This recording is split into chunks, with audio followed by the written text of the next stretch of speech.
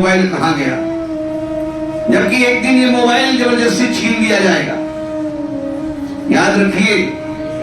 लेकिन अगर कृष्ण से संबंध जोड़ लेंगे तो कृष्ण से संबंध जोड़ने वाले को कृष्ण से कोई छुड़ा नहीं सकता। सृष्टि में कोई भी शक्ति नहीं है जो कृष्ण से दूर कर दे। यमराज का क्या मजाल, यमराज की क्या मजाल। कोई भी ऐसी शक्ति नहीं उत्पन्न हुई संसार में जो एक बार कोई कृष्ण की शरण में चला जाए और उसको भगा दे। कृष्ण से उसको दूर कर दे, नहीं कर सकता। लेकिन संसार की जितनी भी वस्तुओं से आप अटैचमेंट करेंगे, एक दिन जबरदस्ती आपको छोड़ना पड़ेगा। मैं कह रहा था कि ब्रह्मा जी की एक रात्रि कितना होता है? 1000 चतुर्युग। वेरी गुड, हरि बोल। देखिए, भक्ति का मतलब ये नहीं है। भक्ति का मतलब है खाली कोई मुझे कह दे कि मेरे पिताजी, और बस मैं मान लूं। पिताजी के बारे में जानना भी चाहिए हमें कि नहीं जानना चाहिए? बताइए, जानना चाहिए नहीं? जब हम पिताजी के बारे में अच्छी सारी चीजें जान लेंगे तब तो हमको अपने पिता से प्रेम पैदा होगा। जब तक कहीं भी किसी भी, देखिए आपके परिवार में ही संबंध है, किसी से भी जब आपका उसके बारे में जानकारी हो जाती है तो उससे आपका अटैचमेंट हो जाता है। और जब तक आप उसके बारे में पूरा नहीं जानते तब तक उसके प्रति आपको प्रेम है। मैं उदाहरण देता हूं, किसी का विवाह हुआ, शादी करके उसकी पत्नी घर पे आती है। जब शादी करके आती है तो कोई उसको जानता है ज्यादा, उसका पति भी उसको नहीं जानता।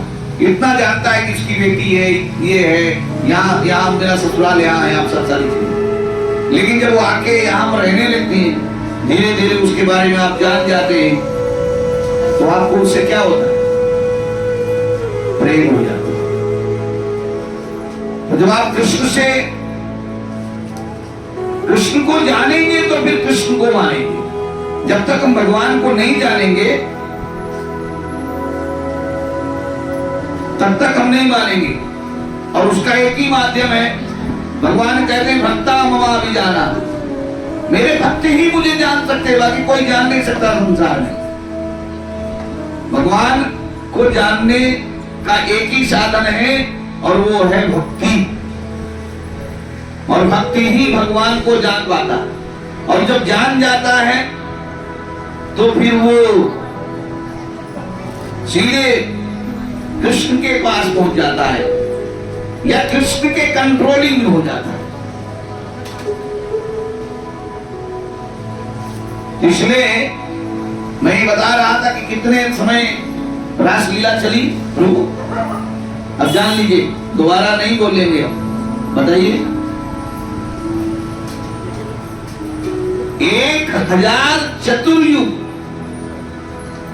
चतुर्युग समझ रहे हैं ना माता जी?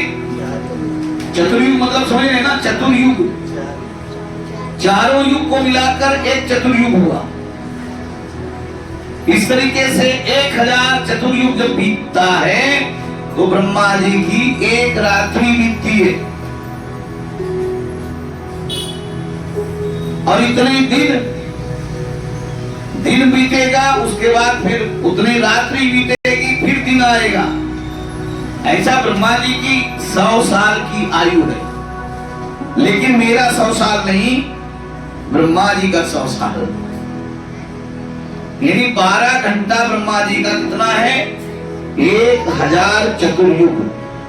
हमारा 1000 चतुर्युग बीतेगा हम सबका, तब ब्रह्मा जी का 12 घंटा। इतने समय तक भगवान ने रासलीला की। सोचिए। अब आप कहेंगे हाउ कैन पॉसिबल, ये संभव कैसे? अरे हाँ, ये कैसे संभव है? उधर से जाइए, उधर से। संभव कैसे है बताइए? क्योंकि भगवान जहां रहते हैं वहां काल नहीं रहता। ध्यान रखिए, काल की गणना हमारे आपके लिए बनाई गई, हमारी आपकी आयु निर्धारित की गई है, 100 साल 50 साल। भगवान तो अजन्मा है। भौतिक जगत में काल चलता है, आध्यात्मिक जगत में काल नहीं। वहां सूर्य और चंद्रमा नहीं है। हरे कृष्ण। वहां सूर्य और चंद्रमा की आवश्यकता नहीं है, यहां आवश्यकता पड़ती है। भगवान के धाम में सूर्य और चंद्रमा की आवश्यकता नहीं, तो किससे प्रकाश रहता है वहां? भगवान के धाम में अंधकार होता ही नहीं। वैकुंठ में आप कहेंगे फिर भगवान के शरीर से जो तेज निकलता है ना, वो थोड़ा तेज नहीं होता। करोड़ों करोड़ों सूर्य एक साथ प्रकाश फैलाए तो भी भगवान के तेज के सामने वो जुगनू है। भगवान के शरीर से जो तेज निकलता है उससे पूरा वैकुंठ जगत प्रकाशित रहता, और ये भी जगत प्रकाशित होगा। जो सूर्य को प्रकाश मिल रहा है वो कहां से आता है? ट्रांसफर होता है ऐसा, सीधे भगवत धाम से सूर्यलोक, सूर्यलोक से अन्य सारे लोकों में, अन्य सारे ग्रहों पर प्रकाश होता है। एक सिस्टम है। 1000 चतुर्युग। अभी इस बीच में अभी रासलीला चल रही है। हम सब अभी रासलीला में ही है।